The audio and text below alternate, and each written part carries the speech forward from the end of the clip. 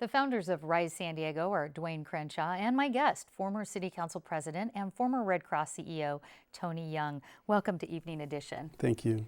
Now, on the Rise San Diego website, it says building real neighborhoods. It seems like it's first agenda. What does that actually mean? It really means to engage these individuals that live in these communities. And I'm talking about communities as far as San Ysidro, south as Mid-City or anywhere in between.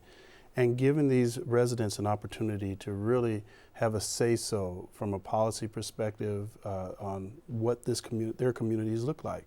And you identify them as urban communities. How do you Right. want to accomplish that goal in these urban communities? Well, I think it means that we have to, number one, engage our community members, really, and engage them on their terms, not from a defined issue that it's defined by someone else. It's defined by them.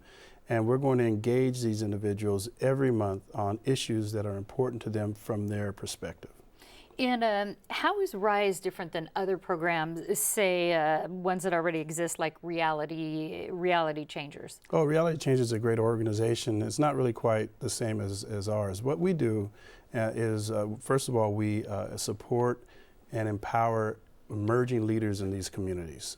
And we're doing that by partnering with the University of San Diego and their great leadership program that they have there. And we're establishing an Urban Leadership Institute at USD. And we're going to have fellows that go through this institute and showing them for a year-long program that will show them these are the things that you would need to know and do to become a great leader in your community and to be change agents in their community. And then also we will be engaging individuals, as I said, on a monthly basis, the community on these, we call them Rise Urban Breakfast Forums. And we're going to have issues talked about during those times. And we'll talk about that in just a moment, because the first one's coming up, I believe, in a couple of weeks. Yes, Okay. Now, I know you recently spoke up at a city council hearing regarding, I guess on behalf of the local cab companies here, Right. as part of another firm that you have founded. How does it feel to you to be on the other side of the table, so to speak, at these meetings? It feels kind of weird, actually, because I know all the council members, and of course they're my friends, and I want them to do well. But it's also great because I get to advocate for individuals and show them how to engage with these elected officials, and also how to work through the community, the organization, so that they can get the results that they want. So I like that, but it is strange to be on the other side of some of my colleagues. Getting back to the nonprofit Rise San Diego, how is that organization funded? Well, we got some great funders. SDG&E has been a great supporter. The Bimbao Foundation, the Parker Foundation they've all stepped up and provided funding.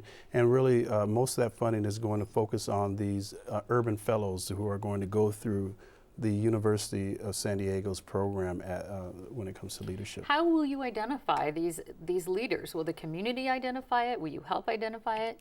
Well, Ultimately, we're going to have our first group is going to be between 25 and 30 individuals that will go through this year-long process, and they're going to apply in many more ways than one, not just written applications, but also other less normal ways of applying. So we're going to identify those, and then also we'll do intensives in the community when it comes to leadership. So we'll go into other neighborhoods and show them over a 3 or 4 day period how to become better leaders. What are some of the issues that you would like to see these leaders tackle in their communities? Well, I want them to tackle the ones that are important to them. So I'm not going to come in, and this organization doesn't come in and say these are the issues that you should be addressing, but we want them to look around their neighborhoods, see what they think should be changed, and help them change them. And that's really what our goal is, not to decide what the issues are, but of course there's some obvious issues. There's land use issues, there's a minimum wage, that's an issue that's coming up, and education issues. All of these things are really important to these communities, but unfortunately some of these discussions have not been from a community perspective, but more so on these larger organizational discussions that obviously sometimes don't really reflect the neighborhood. Well, you touched on this. We'll have to end on this. The October 17th event, your first big event that's coming up. Right. Tell us about that. Well, it's going to be great. It's the question of that first forum is going to be, what is community leadership?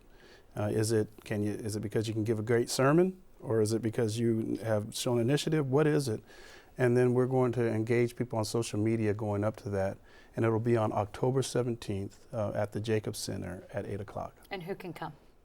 Anybody can come, but I would encourage individuals who either serve these neighborhoods or live in these neighborhoods. All right, Tony Young, thanks very much. Thank you so much.